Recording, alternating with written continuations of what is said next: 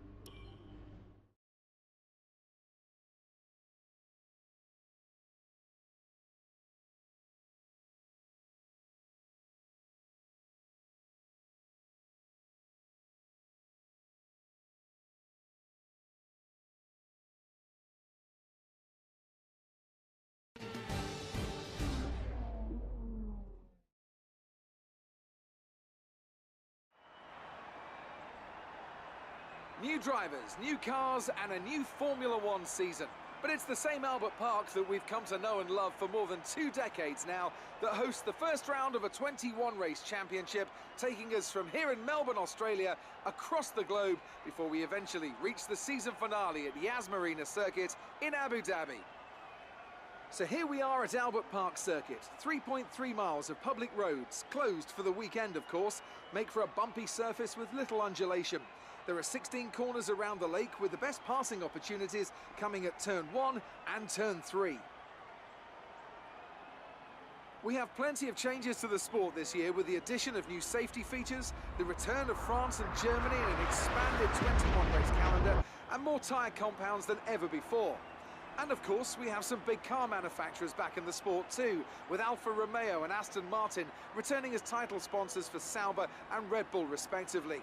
Joining me to take you through all the action of the 2018 Formula One season is Anthony Davidson.